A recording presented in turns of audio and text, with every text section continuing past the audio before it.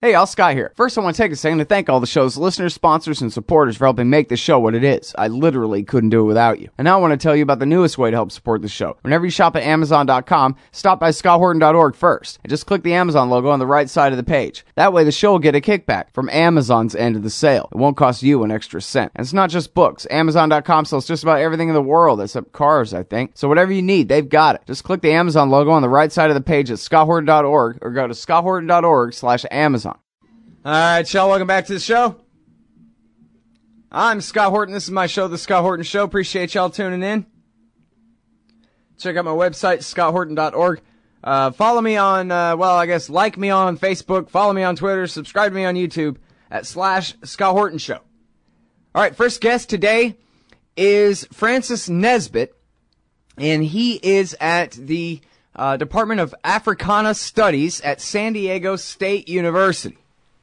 And let's see, he's got book chapters and articles in, Foreign Policy in Focus and 10 other journals around the world as well. Welcome back to the show, Francis. How are you doing? Good. Thanks for inviting me. Well, thank you very much for joining us today. There are very few people who can speak well on America's intervention, Western intervention in Somalia, over the last few years, and I was very impressed by what you had to say when we spoke before, so I really appreciate you being available for us today. I guess the recent word is that Ethiopia has now, is it re-invaded Somalia? And then is that at the behest of the United States again? Yes, Ethiopia has, its troops have been integrated into AMISOM, which is a African Union mission in Somalia, which is funded by the United States and other Western nations. And so, in a way, yes, they are working at the behest of the United States foreign policy. So, yes, so since the 2006 invasion, the first invasion at the behest of the Bush administration was in 2006. They were forced to leave in 2009. But since then, the main point is that they have been unofficially within Somalia. So what they've done is just made it official. They say 4,300 and some troops are going to be integrated into the AMISOM force. Well, we know that there have been more than 4,000 troops from Ethiopia inside Somalia over the last few years. So they have had many incursions into Somalia territory. So what they've done now is just made it official. I see. So it's not really a re-invasion. This is still the re-invasion, because they did leave right after 2008, and then they came back, 2 or 3 years ago, correct? Or they really have been there all along? Yes, exactly. They've been there all along. They've been operating there.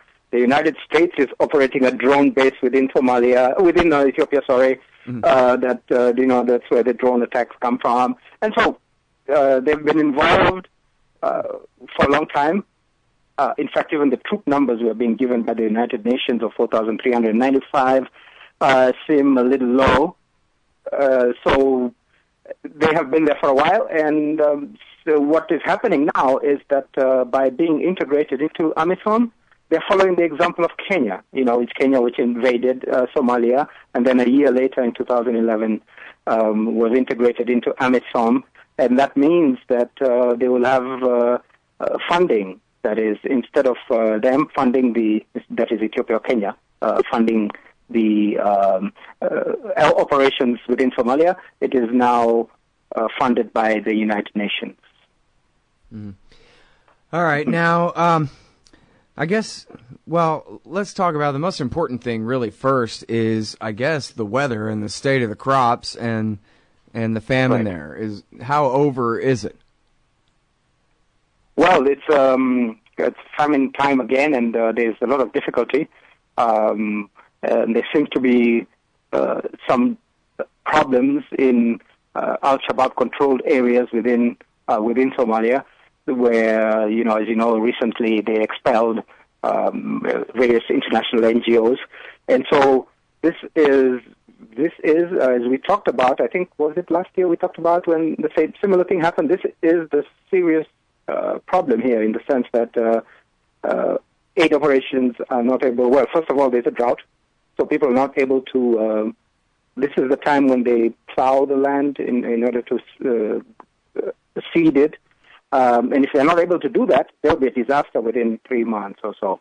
So it's unfortunate that the conflict is going on right now, which is hindering humanitarian operations. So this is going to have a major impact if the international community doesn't take action now.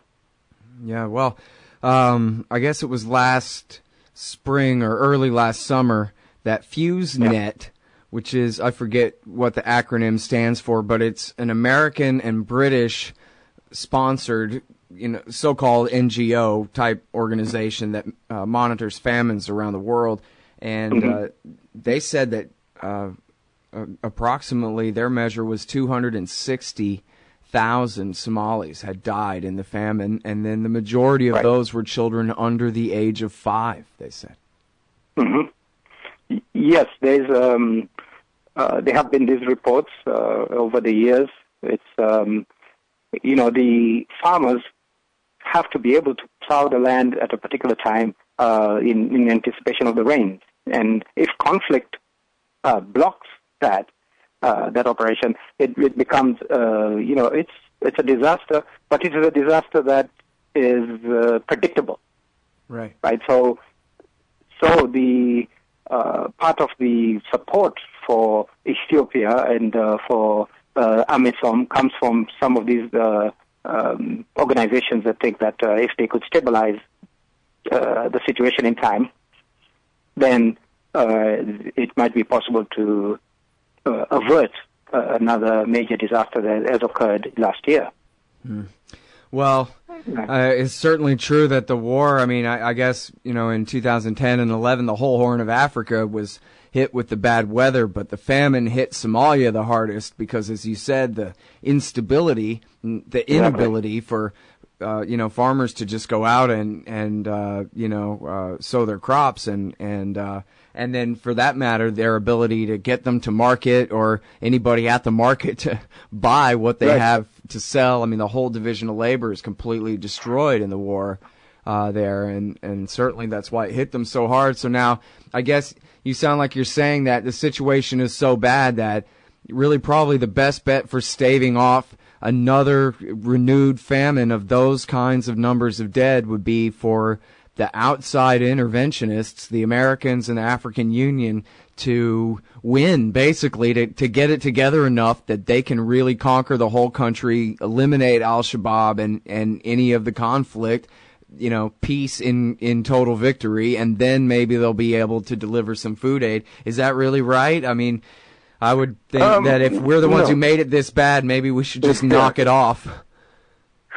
It's not. The thing is that if it gets to the point, what I'm saying is, if, let's say, the farmers are not able to go and sow their crops this year, then it will get to a situation where the international community will be forced to intervene because there'll be mass starvation.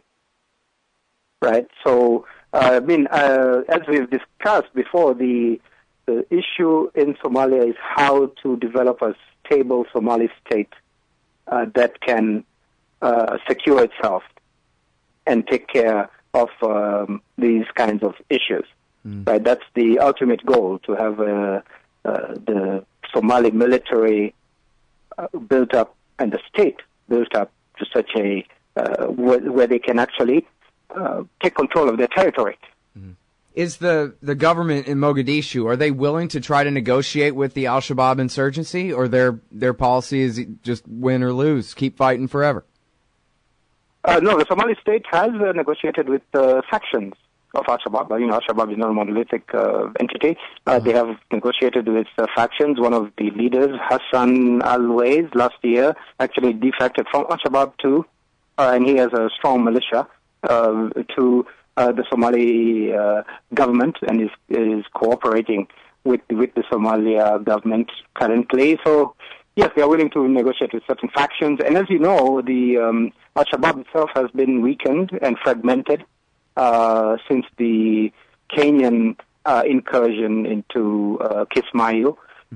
They lost their main source of funding, which is the port of Kismayo, where they, ran smuggling operations. So what has happened is that the Al-Shabaab has fractured so that they are the internationalists under Modane, who is the current de facto leader of Al-Shabaab. And then there are others who are nationalists who would like to take over the Somalia government. So this is the situation. There are certain factions which are willing to negotiate with the Somalia government, and those talks are ongoing. The other factions that are, for instance, the internationalists who might not be interested in, negotiations with the government, and so because their goals are different. So so it's a fluid situation politically.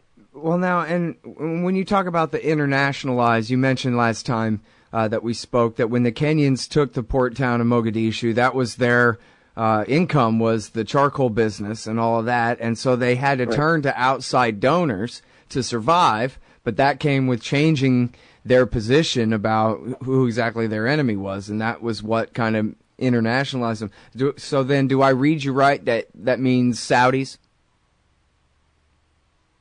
Yes, certain Saudi-based groups, the Salafists and so on, not just Saudi, but all over the Middle East and the world.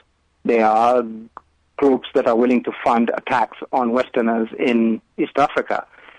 So they are appealing to those groups by attacking, for instance, Westgate Mall in Kenya.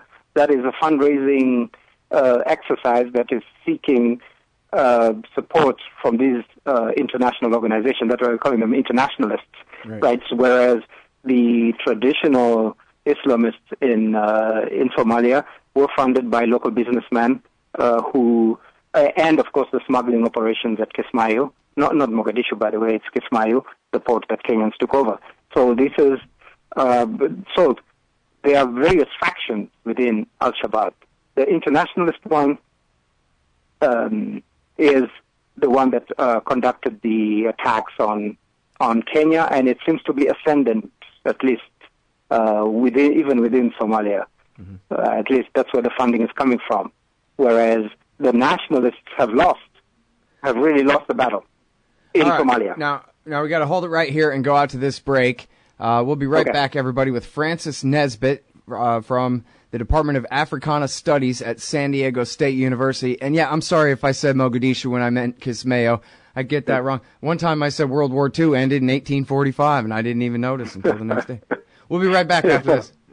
Hey, y'all, Scott Horton here for CashIntoCoins.com. So you want to buy some Bitcoins? CashIntoCoins.com makes it fast, easy, and safe to get Bitcoins. Just deposit the money into their account at any of the major banks they support, and then just email them a picture of the receipt and your Bitcoin address, and you get your Bitcoins. Almost always the same day it clears. In a tough, competitive new market, CashIntoCoins.com has the advantage. A great system and great customer service to keep you coming back. That's CashIntoCoins.com. Just click the link in the right margin at ScottHorton.org.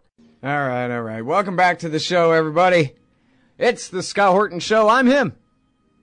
ScottHorton.org is my website. I keep all my interview archives there. More than 3,000 of them now going back to 2003. No, really. ScottHorton.org. And also you can follow me on Facebook, Twitter, and YouTube at /Scott Horton Show. All right, we're in the middle of talking with Francis Nesbitt. He's a professor there in San Diego and an expert on the war still raging after all these years, or I don't know how raging it is, but it's still going on in Somalia there. And where we left off, we were talking about the split between the internationalists and the nationalists. But, I'm curious, back, it would have been 2010 or 11, I think, there was an attack on a Ugandan, I guess a restaurant, where people were gathered around watching the soccer game on TV. And at the time, at least, my best understanding of that wasn't so much that Al-Shabaab had become an internationalized movement as much as this was direct revenge for the Ugandans shelling a soccer field outside of Mogadishu and killing a bunch of children just a few weeks before. And they said, okay, well, we're going to bomb you back, and it was just a strict matter of blowback. But then I hear you cite the attack on the mall in Kenya as a real change in direction. So it must be more than just the act that makes you say that that's more than just revenge for what Kenya is doing in Somalia right now, but that it marks a real change in their strategy, their plans for the future, that kind of thing. Yes, absolutely. Since the Ugandan bombing, the Al-Shabaab has changed in character. The Ahmed Godane, who was a leader within Al-Shabaab earlier, has taken power, and Ahmed Godane is known to be an internationalist rather than a nationalist. That is, he eliminated his rivals within Al-Shabaab and has consolidated his power over the organization. So at the same time, there's the other factor, which is the fact that they lost Kismayo, and they lost their major source of funding by losing Kismayo and a couple of other ports to the Kenyan forces. And so the Al-Shabaab has, at least the official arm, has been forced to seek funding elsewhere. And the internationalist faction, which includes, by our reports, at least 100 international jihadists who are not particularly interested in taking over the Somali state, but are more interested in attacking Western targets in the region. You know, they are internationalists, and they are the ones now who are bringing in the funding. Right, terrorism thrives on funding. You know, so these are the ones that funded the Westgate Mall attack, and this faction seems to be more ascendant even within Somalia itself. So there is this split. And we saw that, as I mentioned earlier, with the defection of Hassan Awais to the Somali government. He gave himself up last year to the Somalia government. He was a member of Al-Shabaab. He brings, he has a leader of a major clan militia. And so, you can see this process where the pressure that has been put on Al-Shabaab has led to this internationalist faction being the dominant faction. Right. Okay, now, this is sort of a two-parter about Somali public opinion, and I guess we're excluding Somaliland and Puntland from this, and we're just talking about, I guess, the rest of Somalia is really what's in question, right? And then, so the question is public opinion in favor of what Al-Shabaab is doing at all, or it could be related, but it could be also sort of be a separate question of whether they support the so-called government in Somalia that the internationals have come in and, put in place there for them. Mm-hmm. Yeah, it's a fluid situation. The Al-Shabaab has made a bad name for itself by imposing extreme Sharia at the behest of their international donors, of course, the Wahhabis and so on, beheading people and stonings and amputations, banning music, banning movies and so on. And so there is that discontent with Al-Shabaab, especially in areas where they are not the clan leaders in those particular areas. At the same time, there is discontent with the government of Somalia, which also has its problems. It's unable to secure the country, and it's unable to provide any forms of services, to its constituents. So it's a fluid situation. And this situation could change, and that's why this problem with the current incursion of the Ethiopian troops into Somalia, its integration into AMISOM, could change. The situation could change people's minds because Ethiopia is a traditional enemy. It's considered a Christian state. They've had the war, the Ogaden War in 1976-77, the 2006 invasion, and they have had it's a traditional enemy in the region. So this situation could lead to, in some areas, particularly the Ogaden area and in the Ogaden clan, to support further support for Al-Shabaab because of these Ethiopian, the presence of Ethiopian troops within Somalia. Right. Yeah, it's just another chapter in the same thing, the intervention making it all worse, creating this problem in the first place. I think if I'm hearing you right, what you're saying is just like we've seen in Iraq and just like we've seen in Syria, these Sunni-based insurgents or Al-Qaeda type guys, they wear out their welcome among the local population real quick when they're nothing but an insurgency and they act like they're already the dictatorship and they just, turn people against them. They marginalize themselves, but then here comes the cavalry to come and give people a reason to support them again in the form of Ethiopia's renewed invasion. I mean, this is how Al-Shabaab grew up from nobody to somebody in the first place, was in the fight against the Ethiopians back in 2006 through 8, right? Yeah, exactly. I mean, Al-Shabaab emerged after the Ethiopian troops crushed the Islamic Coast Union, and then the militarized faction of the Islamic Coast Union was Al-Shabaab, and this is its origin, that resentment of Ethiopian invasion, and of course it was a horrible mistake in 2006, the 2006 invasion, which was supported by the United States and the George Bush administration, because they destroyed the only credible structure that existed at the time in Mogadishu. That is a political structure, and then it led to the further radicalization of Al-Shabaab and the emergence of Al-Shabaab. So, yes, so this kind of cycle is, as you've just pointed out, quite prevalent around the world. You invade, occupy a country, leads to resentment, and the terrorist groups count on that. For instance, the Westgate Mall attack was designed to get the Kenyan government and its allies in the U.S. and the West, so on, to overreact to this act and crack down on Somalis and other Muslims in Kenya, which leads to resentment and leads to possibly an insurgency within Kenya. This is the strategy used by some of these groups that, especially the internationalist groups. They want to create resentment of Muslims for these countries like Kenya and so on, and Ethiopia, which would lead to more support for their cause. So that's the danger with the current Ethiopian integration into AMISOM. At the same time, as I mentioned earlier, it's balanced by this other issue, which is that the continued intransigence of Al-Shabaab in many parts of southern Somalia is likely to lead to another famine.